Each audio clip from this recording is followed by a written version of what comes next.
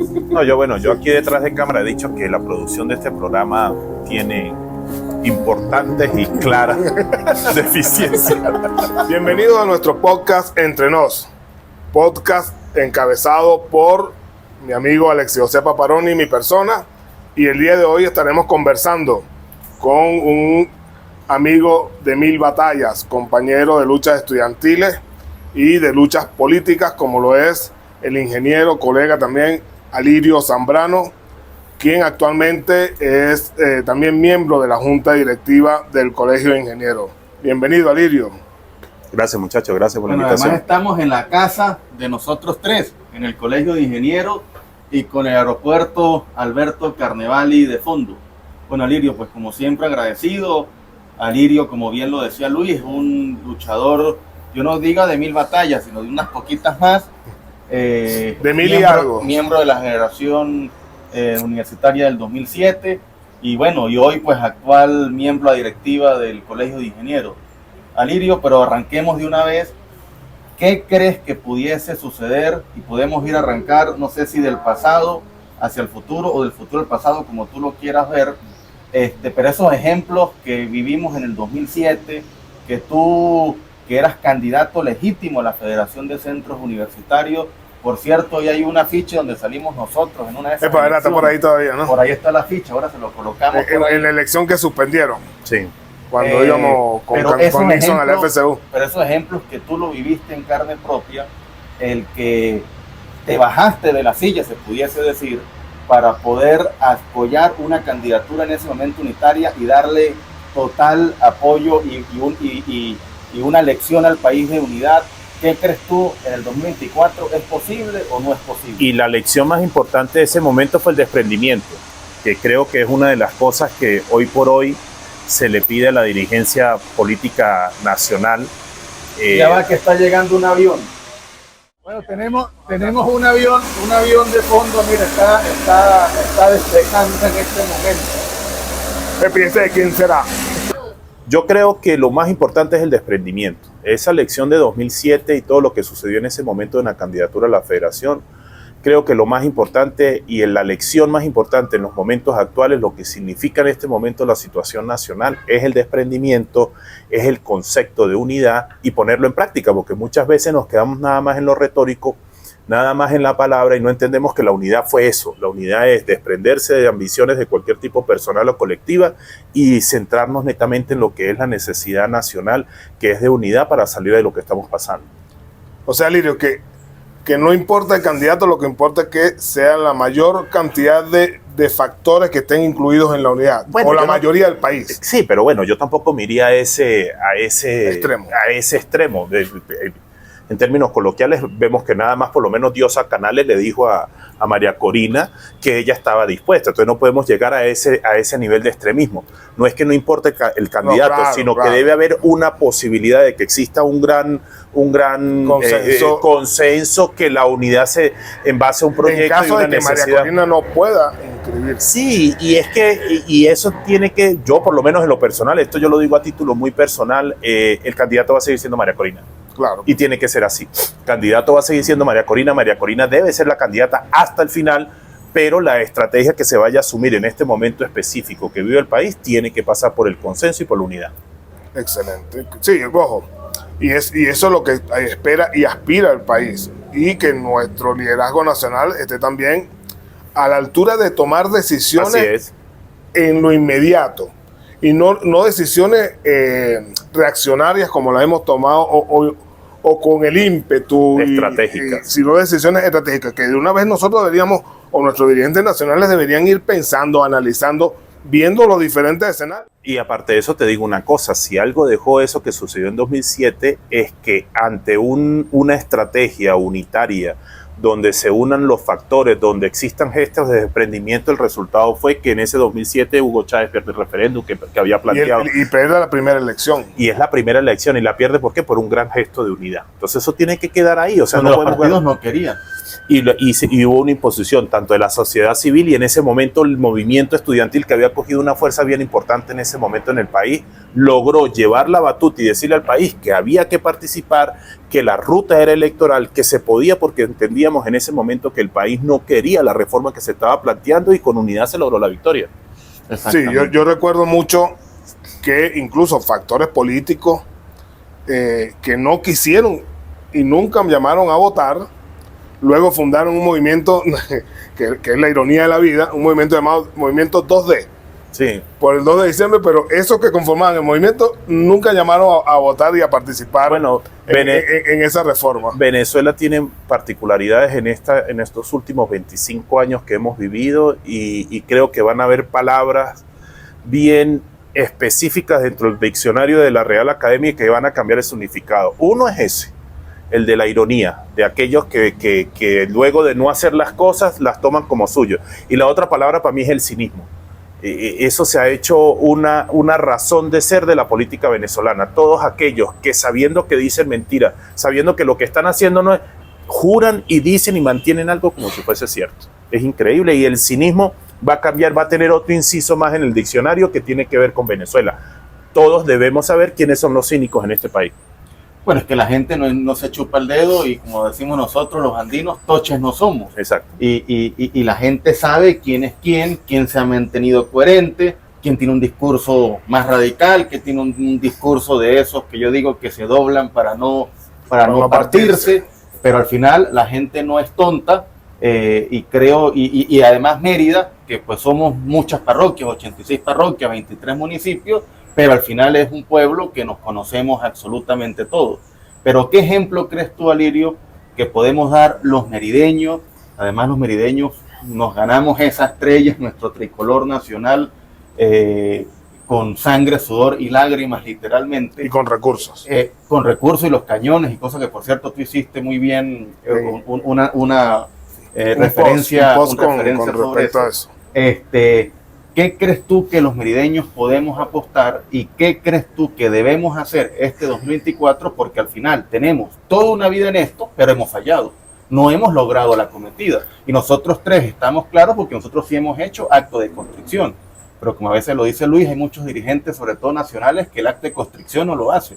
Y creo que la política es el arte de vivir realidades y de pie a tierra. Pero ¿qué crees tú desde tu perspectiva, que has sido dirigente estudiantil? Por cierto, tenemos que hablar, Alirio también fue gerente de vialidad de la ciudad de Mérida, y estamos viendo unas vías pero paupérrimas, pero eso podemos hablar después. Pero para terminar este primer capítulo, es que se dice segmento, gracias, Luisito. ¿Qué crees tú que los merideños tenemos que hacer para que el 2024 realmente logremos la cometida que todos soñamos? Sí, mira, y manteniéndonos en el concepto o en el precepto de la unidad, Mérida, aunque matemáticamente, electoralmente, no es el estado que defina una elección en términos electorales o en términos matemáticos de voto, si algo es cierto y el país lo reconoce, es que Mérida genera opinión, Mérida genera matrices, y es una conciencia, es la conciencia de un país que durante muchos años, y recordemos, en Mérida históricamente el chavismo ha sido derrotado en varias de las ocasiones, y cuando no ha sido derrotado es porque nosotros mismos hemos caído en el error de la división. Pero la sumatoria de todos aquellos factores que adversan al chavismo siempre ha sido mayor en el estado de Mérida con respecto al chavismo. Ese mensaje, que aunque electoralmente nosotros no podamos cambiar la realidad nacional, pero que nosotros le hemos podido decir al país que mayoritariamente Mérida y los Andes en general se mantiene como una zona que ha defendido la democracia, que se mantiene como una zona que entiende que la libertad es fundamental para lograr el progreso, para lograr las reivindicaciones, para tener esa calidad de vida que se nos ha negado en todos estos años. Es fundamental que Mérida, a través de su universidad, de su gente, de sus nombres, de sus líderes que han trascendido esta frontera, le siga diciendo al país que hay que hacer gestos de desprendimiento y que todo radica y todo pasa por la unidad. Sí, yo creo que es importante, y en estos días lo conversábamos en una reunión, creo que era de la plataforma, que había que hacer o redoblar los esfuerzos, no solamente para mantener la unidad dentro de la plataforma, sino ir un poco más allá. Nosotros, al igual que ustedes, hicimos esfuerzos el año pasado de reunirnos con factores políticos merideños de oposición que no están dentro de la plataforma para ir conversando, porque es que el 2024 es un escenario político, pero también viene un 2025. Y sigue la vida, porque no vamos a... No, y sigue la política, Dios y sigue el quiera, país. vamos a seguir en esta tierra un tiempo más. Nosotros apostamos al cambio político en el 2024, pero ese cambio en lo político, en lo social, también tiene que ocurrir en el 2025. Y en el 2025 nosotros no podemos cometer los errores que cometimos en el 2021. Así es. Que hoy gobiernan en el municipio capital, en la ciudad de Mérida y en el estado, la minoría, pero que actúa avasallantemente como si fuesen la gran mayoría, cuando todos sabemos que no es así. Entonces, ver cómo seguimos tendiendo esos puentes y esas alianzas con los demás factores para garantizar el triunfo en el 2024 y garantizarlo en el 2025. Alirio, y cambiando de tema, creo que Mérida debe ser uno de los estados y el municipio Libertador, que Luis lo recorre permanentemente, con las peores vías. Yo estuve en la troncal 001 en estos días, y eso parece peor. Un camellón, o sea, un camellón de cualquier finca está mejor que ese pavimento. Igual aquí en el municipio Libertador, estamos viendo accidentes de gente para poder desviar, no caer no en huecos, sino en cráteres, pero han habido accidentes de tránsito para eso. Tú que estuviste como gerente de vialidad de la alcaldía del municipio Libertador y tienes experiencia en eso, te has especializado en eso, eres ingeniero civil, pero te ha gustado el tema de vialidad y le has puesto foco en eso. ¿Qué está sucediendo? O sea, ¿por qué vemos otros estados o otras ciudades con mejores condiciones que nuestra vialidad, que da tristeza?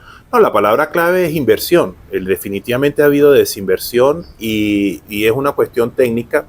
Los pavimentos los pavimentos flexibles se diseñan para una vida útil. Podemos decir que hay algunos tramos viales en la ciudad y en el estado que todavía se mantienen porque fueron muy bien hechos. Y que su vida útil, diseñados. No, quizás no, sino que fueron muy bien hechos y ese, lo que dice Alexis constantemente, ese factor de seguridad ha permitido de que esas vías o ese pavimento se mantenga en el tiempo. Los factores de seguridad fueron lo suficientemente amplios para eso. Pero una vía que fue diseñada para 8, para 10, para 12, estamos hablando de un país que ha tenido una desinversión tremenda en los últimos 25 años, pues sencillamente los pavimentos y esos sistemas viales se han venido degradando de tal manera que ya perdieron su capacidad. ¿Y cuál es la solución? Pues en realidad no hay que ser experto ni ser nada del área, lo que hay es que invertir. Y en un principio no se invirtió porque se hizo mal manejo de los grandes recursos que hubo en el país. Aparte de eso, no hubo esa eficiencia administrativa de gestión pública que debe haber para administrar los recursos públicos, y ahora, lamentándolo mucho, pues recursos no hay. Entonces estamos en una disyuntiva, estamos en una encrucijada donde es necesario hacer una gran inversión, pero no tenemos los recursos por las razones que sabemos. Yo creo que esa no es la pregunta. Está claro que la nación en este momento no cuenta con los recursos, y la única manera que tenemos, porque el conocimiento técnico, los equipos...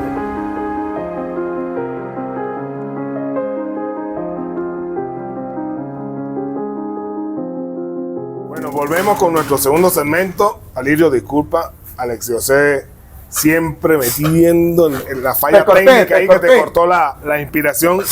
La idea era que terminábamos con el tema de la dirigencia estudiantil y política y saltábamos en otro segmento. Pero ¿cómo hago si me hacen así con el tiempo? Entonces, no estudiamos cine. Somos ingenieros, mire, 3 ingenieros haciendo... Vamos a tener que presentar la pina para medios audiovisuales. Sí, a ver si aprendemos yo algo. Sí creo.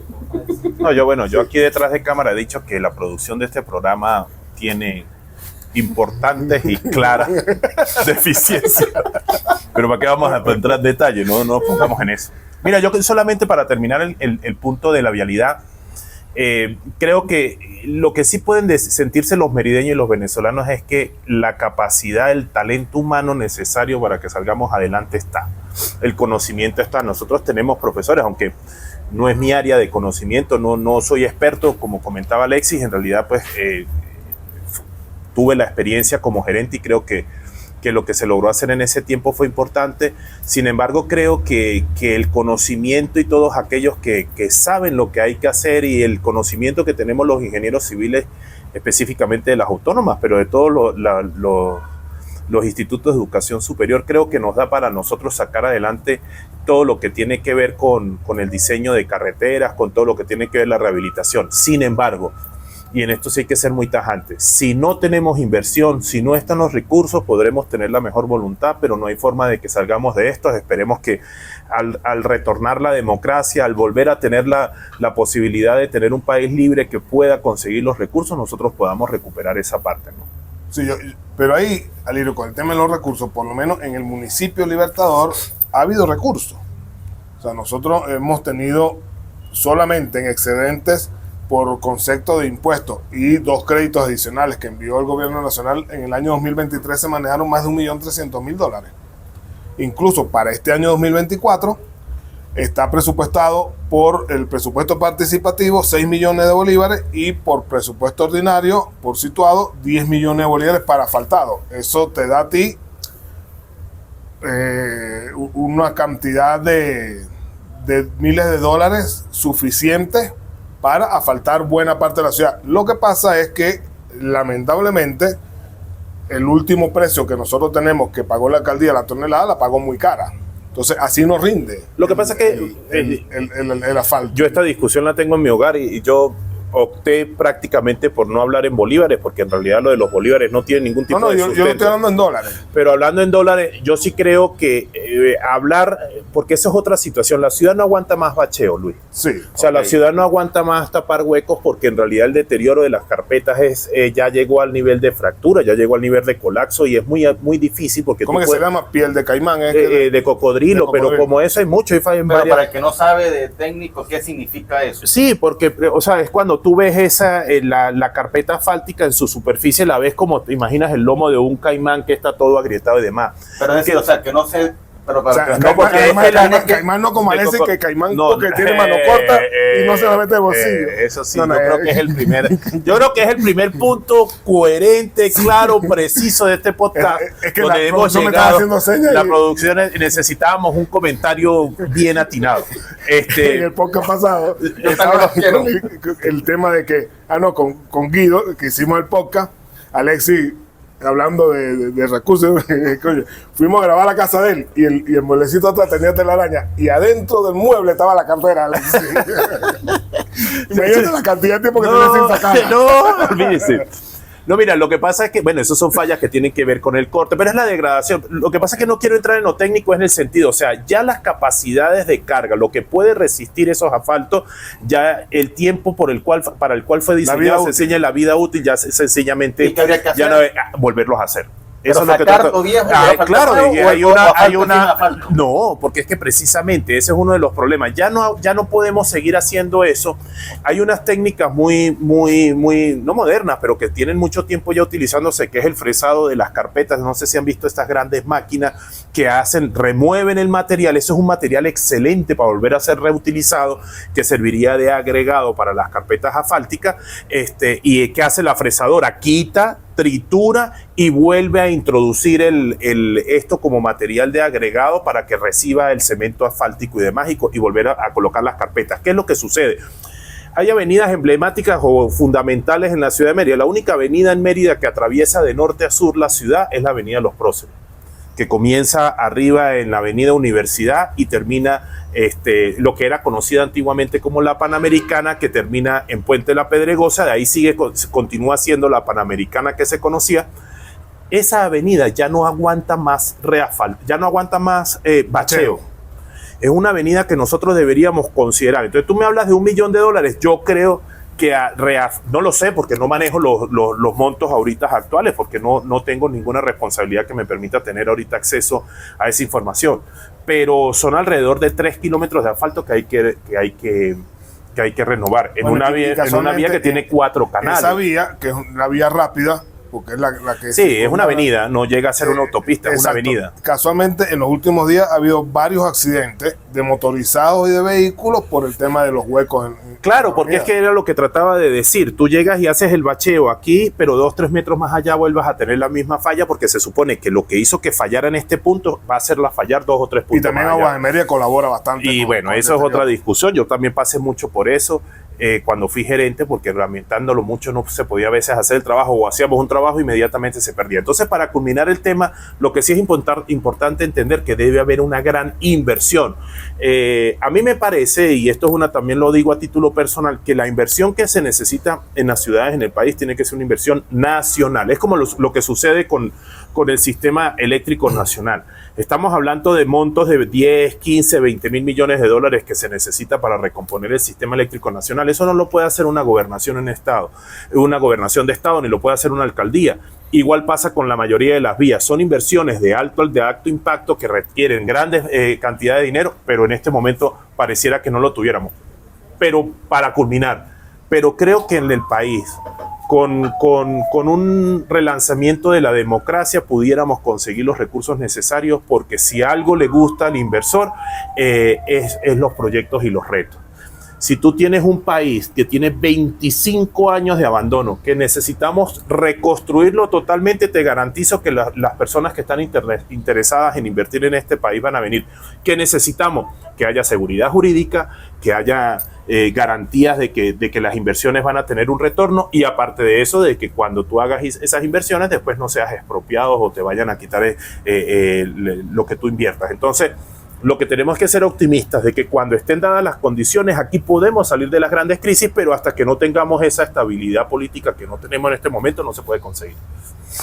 Alirio, tienes toda una vida como nosotros, nos conocemos de toda una vida. Ellos son más viejitos que yo, aunque yo tengo menos pelo. ¿Qué sacrificios has hecho? Está Matías, que es la luz de tus ojos. Matías que nos va a sacar de la pobreza con el fútbol. Amén. La luz de tus ojos, sé los esfuerzos que hace, sabemos los esfuerzos y los trabajos que haces con Matías para que pues vivas como lo que tú pudiste vivir. Alirio es de los que yo siempre he oído, Luis, que él es el último que apaga la luz, pero que no se va de Venezuela, que que él apaga la luz. Y de los que ha sido además vehemente con esa posición. ¿Qué esfuerzos, qué sacrificios, qué arrepentimientos pudieras tener que le has dedicado 25 años de tu vida, mucho más, pero de los 25 años de este sistema tú has estado en contra del mismo? ¿Estás contento? ¿Estás arrepentido? ¿Qué sacrificios has hecho? O sea, ¿qué ha significado eso en tu vida y qué satisfacciones o no has tenido en mantener y en seguir enarbolando esta lucha? No, y tú sabes que aparte de eso, los sacrificios de vida y lo que representa para cualquier venezolano que vio partir a sus hermanos, que vio partir a sus primos, eso ha sido eso es un costo que todos los venezolanos hemos vivido y que todos los venezolanos hemos pasado.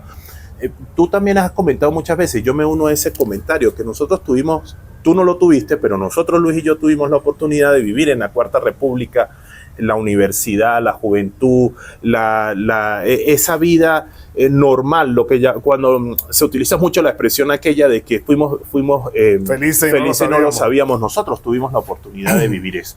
Y eso es una de las cosas que angustia, porque a mí me gustaría para mi hijo eso, ¿no? De que él tuviera las mismas oportunidades y que pudiera vivir las cosas que uno vivió. Sacrificios, creo que el hecho de que uno, teniendo una profesión, habiéndose preparado, habiendo cumplido con lo que era la preparación necesaria, pues uno se ha quedado en un país donde las oportunidades son pocas y ha sido difícil cambiar o recibir la gratificación que por tu esfuerzo y que por tu formación se puede recibir en términos laborales, por ponerlo de alguna manera. Sin embargo, yo no me arrepiento. Yo no me arrepiento del sacrificio de asumir una vida pública. Yo no me arrepiento de asumir una vocación de servicio. También como político he admitido siempre que tengo una clara vocación de poder, pero en sentido positivo.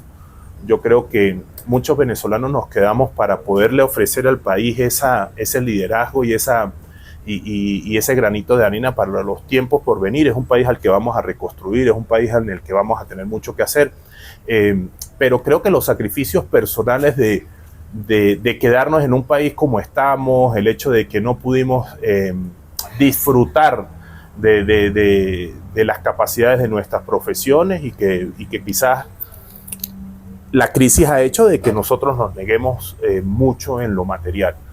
Debo dar gracias a Dios que tengo a mis padres conmigo, debo dar gracias a Dios que tengo un niño hermoso y que está creciendo y que lo tengo en una burbuja, porque no creo que nos saque de pobre, no creo que nos saque la pobreza porque no es ninguna estrella, pero por lo menos yo jugué fútbol aquí en Naula, viví la pasión de lo que era ir al Sotorroso, un estadio de fútbol, el niño lo tengo en esa burbuja que le permite a él vivir, fantasear con lo que es el fútbol hoy en día, y eso ya con eso yo me siento complacido, y lo que yo quisiera para él y para todos es que lográramos en un futuro conseguir la libertad y que ellos tengan acceso a lo que nosotros tuvimos.